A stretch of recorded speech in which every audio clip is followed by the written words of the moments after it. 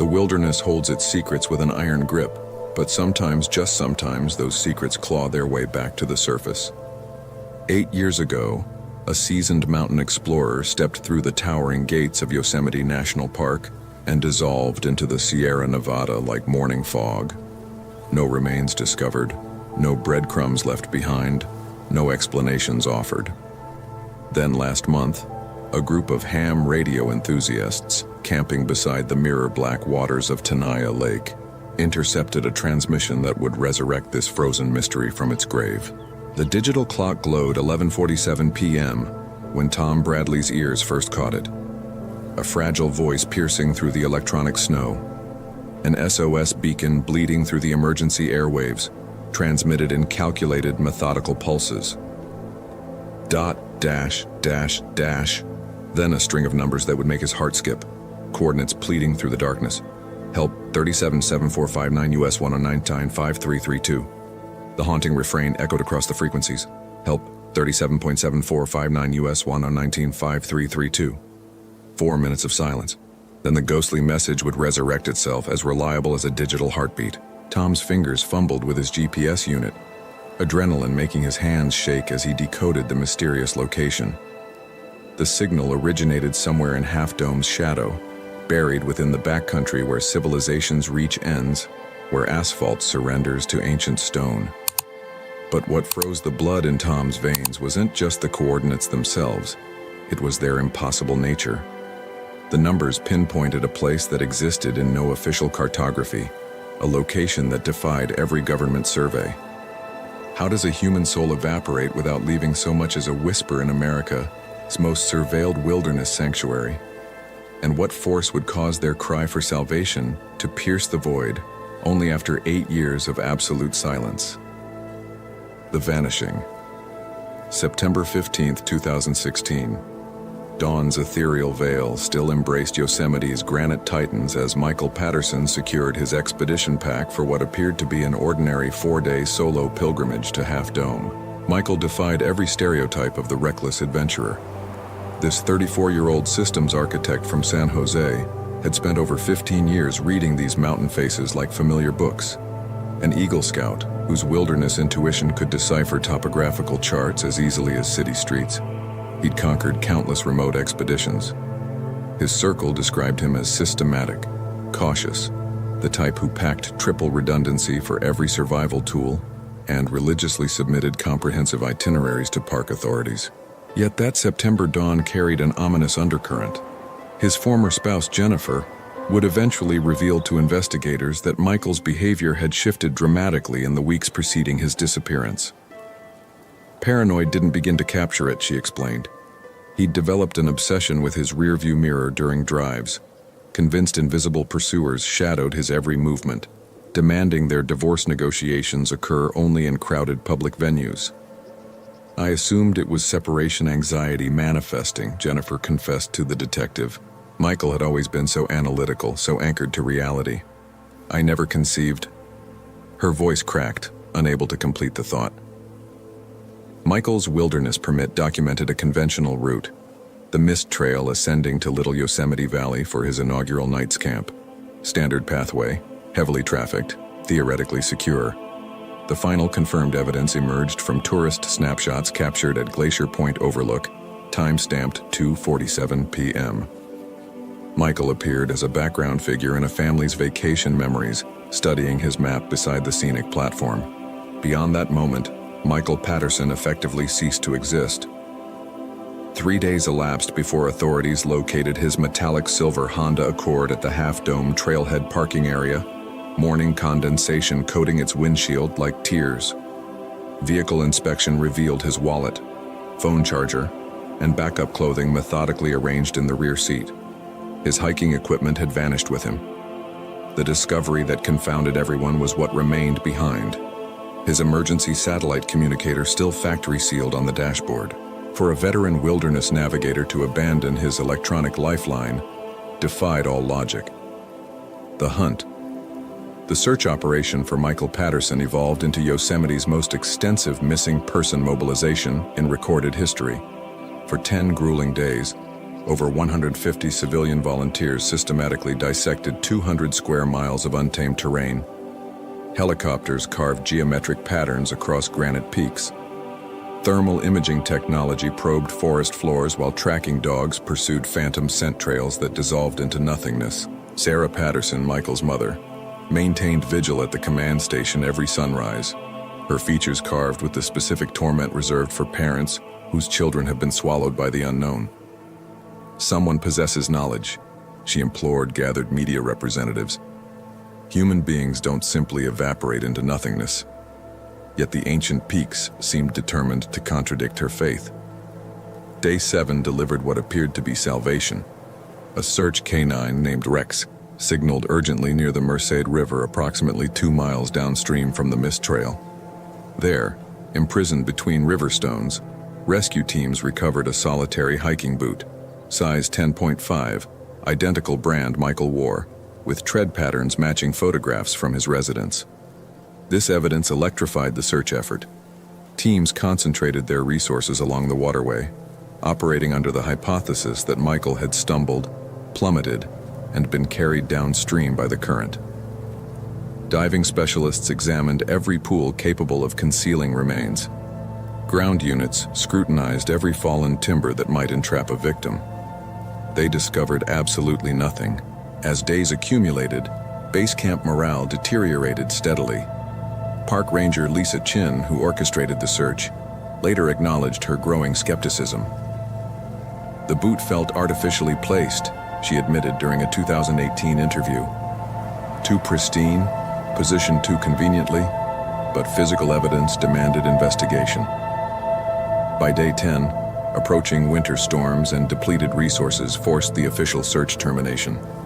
Michael Patterson received the designation of presumed deceased, another sacrifice to wilderness that guards its mysteries jealously, if it surrenders them at all. That boot would ultimately prove the investigation's greatest deception. Search teams remained oblivious that someone had monitored their every action, someone who knew Michael's exact location and possessed compelling reasons to ensure he would never be recovered. The investigation 3 months following Michael's disappearance, his parents contracted private investigator Marcus Webb. Webb had dedicated 20 years to FBI service before establishing his independent practice specializing in abandoned cases. His experience had taught him to recognize when evidence patterns felt wrong. "The timeline troubled me profoundly," Webb later testified. "Seasoned hikers don't vanish on popular trails during daylight hours, and they absolutely don't abandon emergency beacons in their vehicles." Webb initiated from ground zero, re-interviewing everyone who'd contacted Michael during the weeks before his disappearance. These conversations revealed a disturbing behavioral pattern. Michael's colleague, Dave Nick, mentioned Michael's recent habit of working late hours, claiming his apartment felt compromised. His divorce attorney, Robert Hayes, noted Michael's request to relocate their meetings from Hayes's office to a bustling downtown coffee shop, explaining he couldn't trust people with building access. Most unsettling was Webb's discovery through Jennifer, Michael's ex-wife. During their final conversation, Michael had confided that someone in a Park Service uniform was surveilling him. "I dismissed his concerns as ridiculous," Jennifer sobbed. "I labeled him paranoid, claimed stress was affecting his judgment. What if I was mistaken? What if someone genuinely was watching him?" Webb requested complete Park Service employee schedules from the period surrounding Michael's disappearance. His findings sent ice through his veins. Unexplained gaps appeared, mysterious absences, radio logs that contradicted official duty assignments. Most suspicious, security camera footage from the main park entrance showed a 6-hour malfunction window on September 15th, 6 hours that perfectly encompassed Michael's park entry time frame. Webb's most chilling revelation emerged from interviewing other families of missing hikers. During the previous 5 years, 7 solo hikers had vanished in Yosemite. All experienced, all on established trails, all carrying minimal cash but expensive equipment. Someone was hunting them, Webb concluded in his report, and that someone possessed insider access to park operations. He couldn't have known his investigation would hibernate for 8 long years. Truth lay buried too deep, concealed too skillfully, protected by someone wearing authority's badge. But mountains remember everything, and eventually they demand justice. The resurrection signal, August 12, 2024. Tom Bradley and 6 members of the San Francisco Amateur Radio Club had anticipated this camping expedition for months. Their annual pilgrimage to Tenaya Lake combined recreation with emergency preparedness training. They'd constructed a temporary communication station for disaster response protocol practice, antennas reaching toward stars above granite peaks. Nobody anticipated stumbling upon Yosemite's most significant cold case breakthrough in history. Just past midnight, the signal first penetrated static on frequency 146.152 MHz, the national calling frequency for amateur radio operators. Tom had been monitoring bands habitually when the weak transmission seized his attention. Help 37.7459 US 119-5332. Help 37.7459 US 119995332. The message repeated every 4 minutes with mechanical precision. Tom rapidly plotted coordinates on his GPS unit, excitement building as he realized they indicated somewhere within Half Dome Wilderness area. "Guys, you must hear this." Tom summoned his camping companions. Within minutes, all 6 operators clustered around the radio, listening to what sounded like a specter crying from the mountains. By dawn, they'd contacted park rangers. By noon, a search and rescue team was trekking toward the coordinates, following GPS waypoints into terrain that appeared on no official trail maps. The coordinates led them to a granite depression, hidden behind natural rock formations that had concealed it from casual observation for decades. Initially, the rescue squad detected nothing out of the ordinary. Then, Expedition Commander Captain Ross Morrison spotted something that transformed his circulation into liquid ice. Recent gouges scarred the granite surface. Implement markings. Someone had labored at this location within recent memory. 4 grueling hours of methodical excavation exposed the devastating reality. Camouflaged beneath scattered stones and natural wreckage lay the mouth of a constricted cave network, scarcely wide enough for human crawling passage. The opening bore evidence of intentional disguise. Boulders positioned with calculated naturalness, yet actually barricading entry to whatever nightmares waited within. Their discovery inside would metamorphose Michael Patterson's missing person investigation into something infinitely more malevolent. The cavern penetrated approximately 40 feet into the mountainside, terminating in a compact chamber roughly equivalent to a bedroom's dimensions. The atmosphere within remained stagnant yet breathable, implying some ventilation pathway to the exterior surface. But the contents filling that chamber rendered the rescue squad's flashlights pathetically insufficient against the encompassing blackness. Equipment: contemporary camping apparatus, electronic devices, sustenance supplies, and hydration containers. Certain items appeared relatively fresh, while other pieces exhibited weathering and exposure damage. Detailed examination disclosed dates stamped on energy bar packaging and water bottles. September 2016, October 2016, December 2016. In the distant corner, partially concealed beneath military surplus canvas, investigators located the origin of the radio transmission that had been wailing across the peaks. A compact yet sophisticated radio transmitter connected to a battery assembly and timing mechanism that triggered the broadcast every 4 minutes. The apparatus was homemade but operational, constructed by someone possessing substantial technical expertise. Fastened to the radio was a handwritten message. The ink had faded but remained readable. "If you're reading this, it means the signal finally penetrated through. My name is Michael Patterson. I've been imprisoned here since September 15th, 2016. David Clark, park maintenance worker, compelled me into this cave and blocked the entrance. He's been stealing supplies from missing hikers for years. Examine employee records. He was present at every search. He knows where the others are located. Please locate my family. Tell them I attempted to return home." The note bore signature and date, October 3rd, 2016. Michael had endured his initial disappearance by more than 14 days. But the most spine-chilling revelation awaited discovery. Concealed behind the radio equipment, investigators uncovered a miniature digital camera SD card enclosed in plastic. The card retained its charge, and the contents would expose the authentic magnitude of horror Michael had unearthed. Captain Morrison's hands trembled as he examined the footage on the camera's tiny LCD display. The videos documented someone entering and exiting the cave routinely, transporting supplies and equipment. Someone wearing a Park Service uniform. Someone whose features were distinctly visible in the harsh LED illumination. David Clark, park maintenance supervisor, 20-year employee, volunteer participant in every major search and rescue mission for the past decade, including the search for Michael Patterson. The Predator unmasked. Within hours of the cave revelation, FBI operatives were examining David Clark's employment documentation, financial records, and duty schedules. Their findings illustrated the portrait of a man who had transformed his trusted position into predatory operations spanning nearly 10 years. Clark had enlisted with the Park Service in 2008 as a maintenance technician responsible for trail maintenance and facility restoration across wilderness zones. His position provided exceptional access to isolated locations, comprehensive knowledge of hiking behaviors, and most critically, advanced notification of when solitary travelers would be most defenseless. Financial documentation revealed a disturbing sequence. Despite his humble salary, Clark had been depositing regular cash amounts into his banking account for years. The sums corresponded precisely with the resale value of premium hiking equipment reported stolen from missing hikers.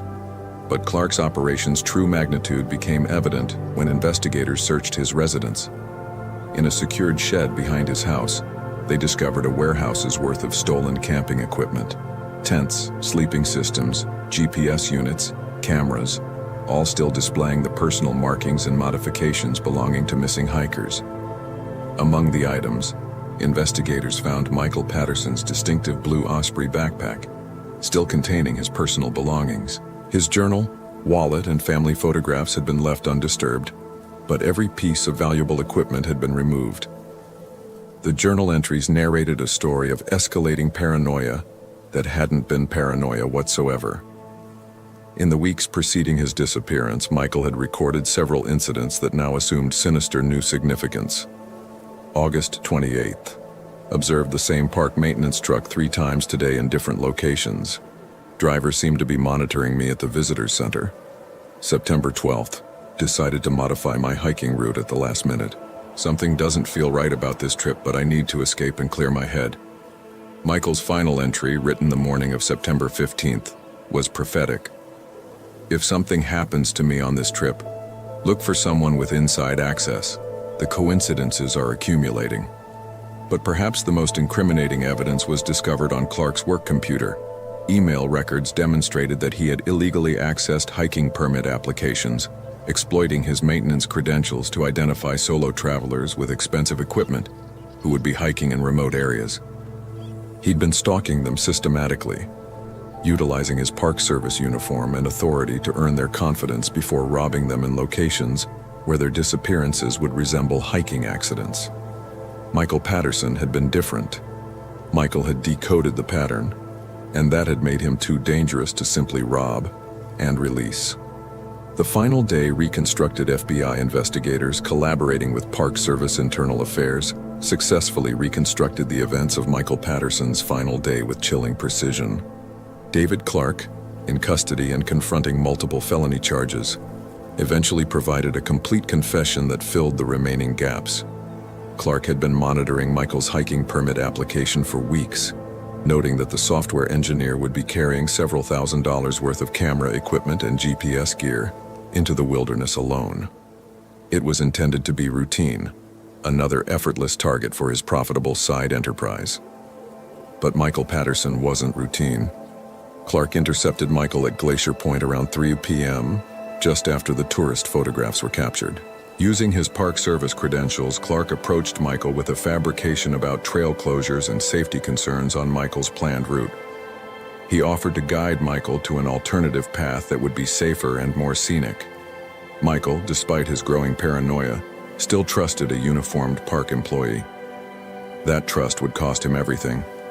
Clark led Michael off the main trail, deeper into the wilderness toward the hidden cave system he'd discovered years earlier. The location had become Clark's base of operations, a place to store stolen equipment and conceal evidence of his crimes. But somewhere during that hike, Michael became suspicious. Perhaps it was Clark's nervousness or the route that led nowhere near any official trail. Michael confronted Clark about the string of missing hikers, revealing that he'd been researching the disappearances and had identified troubling patterns. He knew too much, Clark confessed to investigators. He started asking about other missing hikers, about why I'd volunteered for so many searches. He said he was going to report his suspicions to the FBI. Clark panicked. Instead of simply robbing Michael and vanishing, he forced the hiker at gunpoint into the cave system.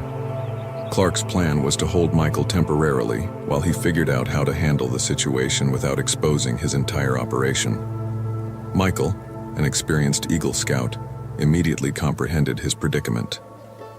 While Clark was distracted with moving equipment, Michael managed to establish a makeshift radio beacon using Clark's own communication equipment.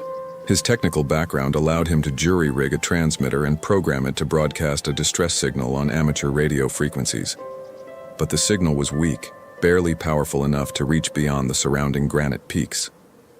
For years, atmospheric conditions and the cave's location prevented the transmission from reaching any receivers. Clark returned to the cave the next morning to find Michael working on the radio equipment.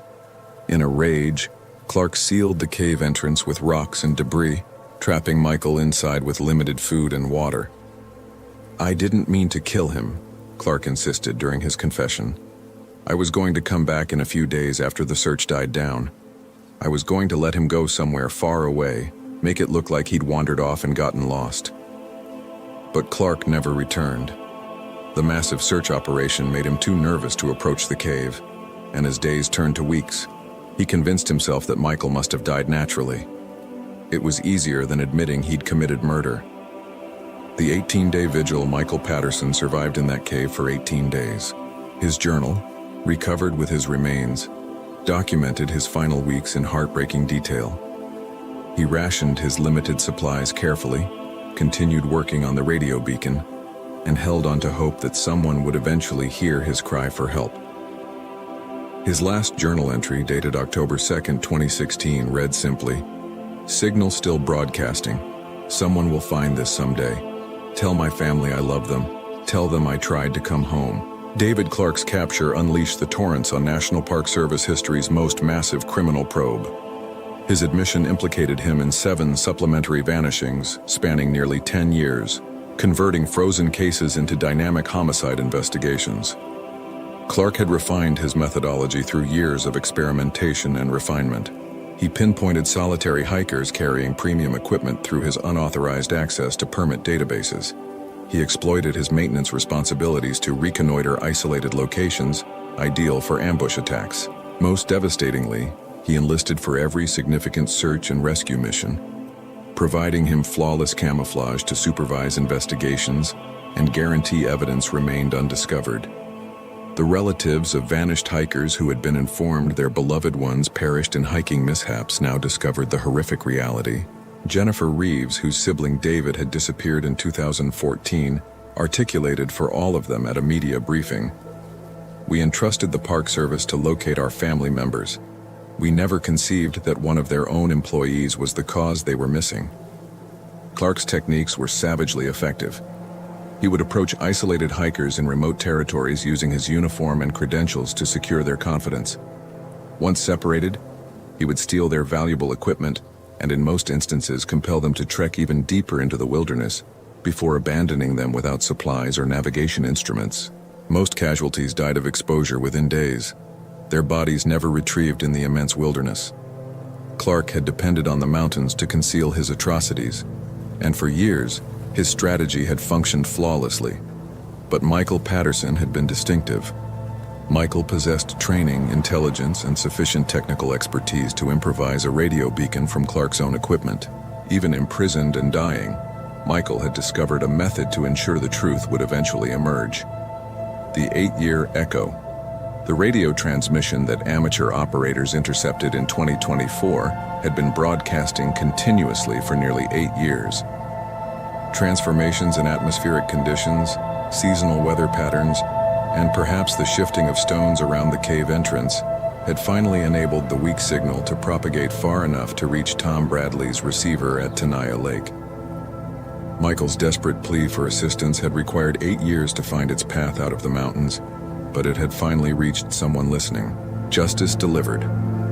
On March 15, 2025, David Clark pleaded guilty to 7 counts of first-degree murder, multiple counts of robbery, and obstruction of justice. The judge sentenced him to life imprisonment without the possibility of parole, calling his crimes a betrayal of public trust on an unprecedented scale.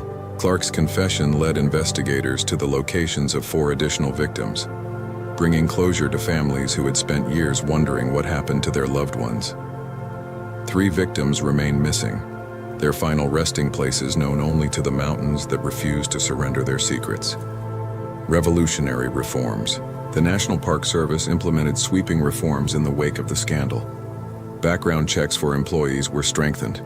Equipment inventory systems were digitized to prevent theft, and new protocols required multiple staff members to be present during any interactions with solo hikers in remote areas. Sarah and Robert Patterson, Michael's parents, used the civil settlement from their lawsuit against the Park Service to establish the Michael Patterson Foundation for Hiker Safety.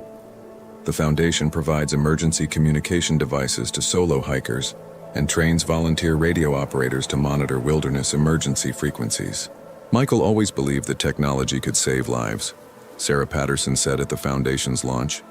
Even in his final days trapped and dying, he was still trying to use technology to help others. His radio beacon didn't just solve his own case. It prevented David Clark from claiming more victims. Heroes in the static. The amateur radio operators who discovered Michael's signal were recognized by Congress for their service. Tom Bradley, who first heard the weak transmission cutting through the static, keeps his radio tuned to emergency frequencies every night.